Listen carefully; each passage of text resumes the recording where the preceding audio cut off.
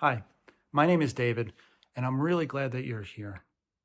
I'm guessing that you're here because of one of two reasons. One, you're tired of spending day after day after day trying to move ahead in some way towards more security, success, whatever it is, and feel like you have to be at odds with yourself.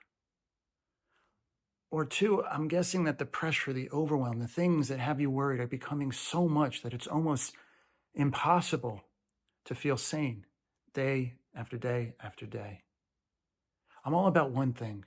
How do you be steady, human, and at your best in a world when the world around you is becoming more unstable?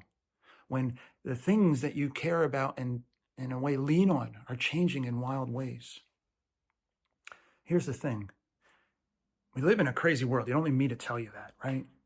There's wars going on that we didn't start and we don't want. There's economic, environmental, geopolitical uncertainty. There's AI that's disrupting everything. And whether you think AI is good or bad, one thing's for sure, everyone feels this increase in speed and having to move even faster.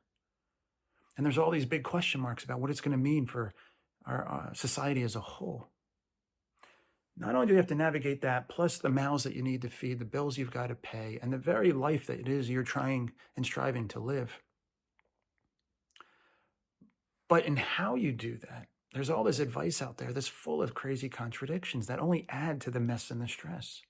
Advice that doesn't play together nicely, that bangs and butts heads with one another in the day-to-day experience of life. Just say no, set boundaries, self-care, put the oxygen mask on yourself first. Those books are incredible books. They make best-selling authors and great reads and podcasts and so forth. But right next to those same books are books that talk about, well, just be selfless. You get so much more by giving. Unconditional love, that's the way forward.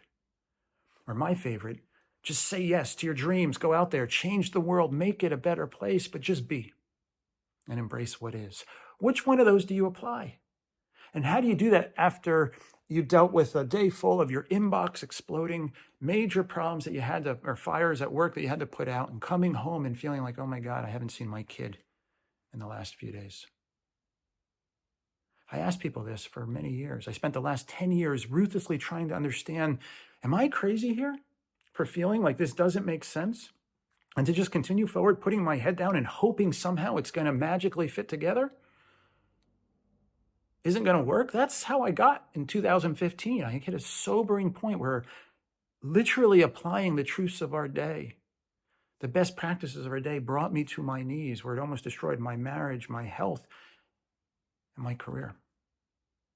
And so I've spent the last 10 years taking my expertise. Initially, the first part of my career was as a tech leader in the field of user experience and systems design. And I looked at the way, not whether the truths of our day are right or not, but how do they actually fit together in a way that's sane and where they're needed most.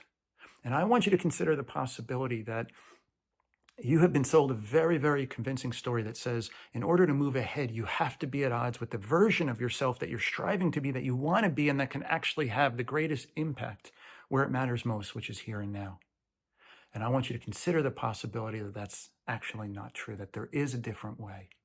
And so I hope you'll join me. I hope you'll follow along on my YouTube channel and participate in my online programs, or if you're able to come to my in-person programs, because the world needs the version of you that can be steady, human, and at your best.